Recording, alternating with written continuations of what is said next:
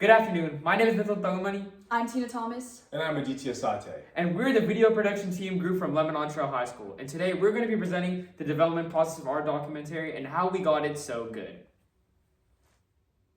So, to make this a little easier to digest, we've devised a table of contents. So, firstly, we're going to be looking at our team, Tan Studios. Then we're going to be looking at the development process, which made our project so great. Then we're going to be looking at the software and technology used to refine our project to its fullest potential.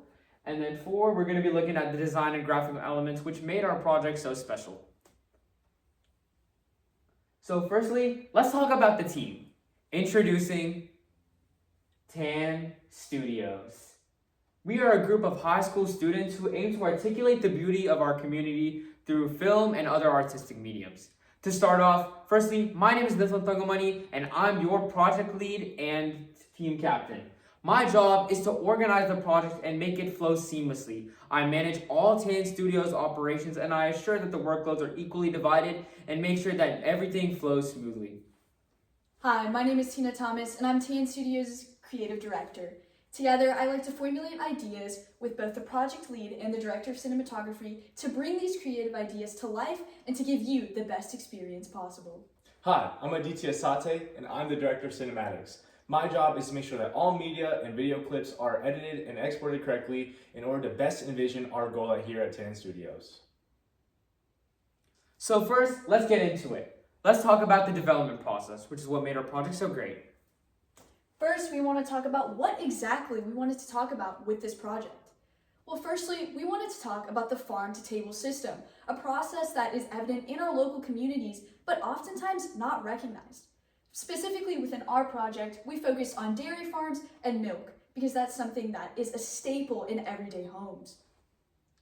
So, in order to make this documentary flow seamlessly, we documented our progression of the documentary and we made a sort of timeline of sorts by month. In September, we focused on the planning and research, outlining what we needed to do and contextualizing our information, therefore we can make the best documentary possible. Then in October, we started gathering footage at farms, stores, and other departments in order to synthesize it and make that cohesive documentary. And then in November, December, we mainly focused on the editing and design process, refining the documentary and making it of its highest quality. Firstly, let's talk about the planning and research phase in September. As we can see here, we devised that our target audience is going to be middle-class families, food businesses seeking a new sustainable approach, and farmers seeking to integrate more within their local market and gain more exposure.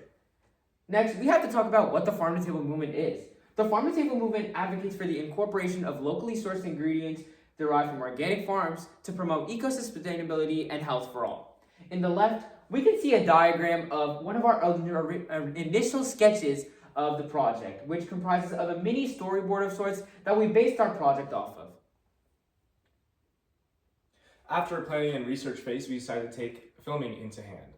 In October, we compiled a multitude of different locations and films in order to best exemplify the farm-to-table movement. This would include places such as the Frisco Fresh Market, where farmers went to go sell their produce and goods, the Frisco Square, where people gathered to eat those produces and goods, and finally, of course, Levon Farms, the farm in which we documented all of our farming media and clips.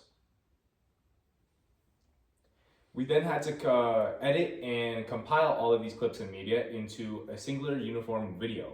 In order to do this, we would upload them to different software such as Adobe Premiere Pro and Google Drive. We would enhance the audio quality to make sure that everything's very crisp. We would then put it all together, edit it with graphics and Premiere Pro, and then following it with proper music that follows the copyright rules with a proper license provided by Epidemic Sound. So let's talk about some challenges during the development process. Some issues we encountered included file corruption, schedule conflicts, and team fragmentation.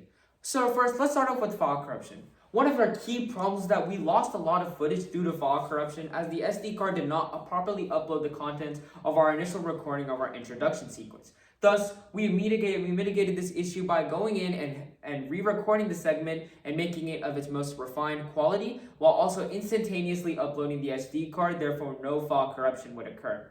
To mitigate schedule conflicts, we understood that this time of year was especially rough for all of us in terms of workload, so we managed to work ahead of time and devise meetings in specific time periods that would not coincide with any of our scheduling conflicts.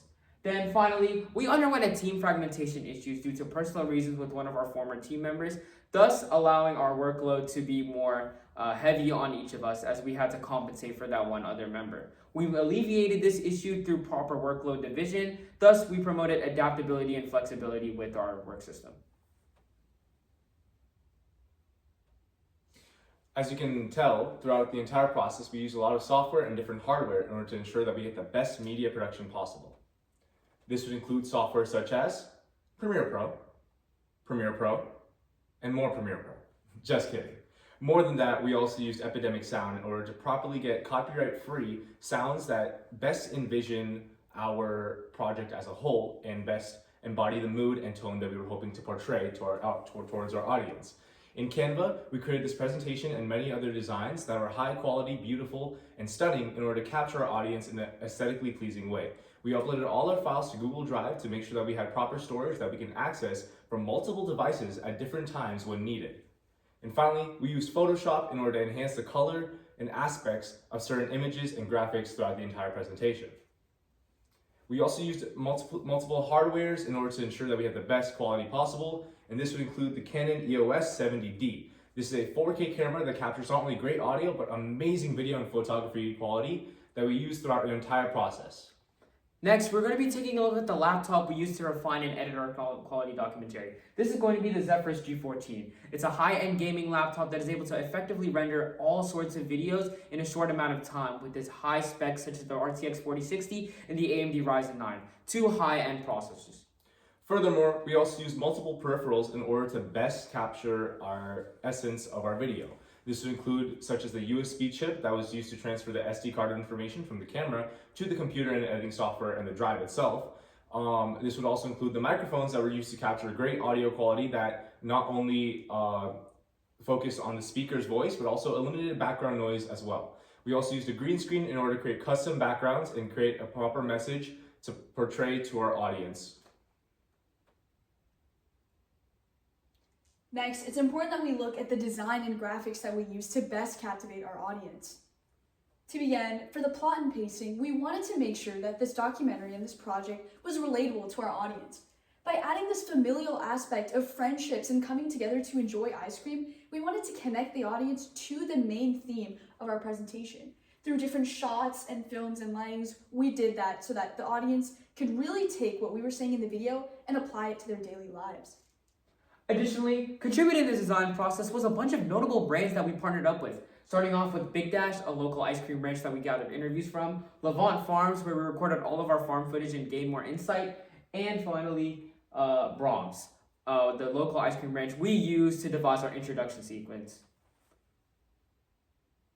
Next, it's important to note that we did use a bunch of special effects to really get our point across. We did use a green screen, which was homemade of course, and we did that to incorporate any extra B-roll while also having voiceovers and other places where we could talk about good audio and use good mic equipment. As seen in the beginning of the video, we had a little pause function, which is a good way to keep the audience on the edge of their seats. We also wanted to test lighting wherever we went before we did our final product. This includes lighting for the speaker themselves and lighting for the environment, because lighting is an important part of determining the tone and the mood of what the video is trying to convey. As well as with shot composition, we wanted to continue to have that relatable feeling within our documentary. By using this over-the-shoulder shot, the audience feels as if they are there with us within the video, and they're right there with us enjoying that beautiful tea that was made. Finally, let's talk about some quantitative analysis. So prior to our documentary, we surveyed our local community and we found that 65% of individuals do not know about the farm-to-table movement. Only 23% know about it but can't explain it, and only 12% can't explain it. To mitigate this, we showed our documentary to many of our affected individuals, and we reported that 67% of individuals have been affected and are motivated to integrate fresh foods at least once a week.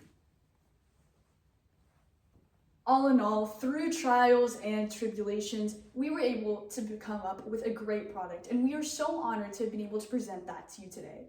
We hope that through this documentary and that through this film that you were able to understand the aspects of the farm-to-table process, and we wanted to help other people incorporate those aspects into their daily lives.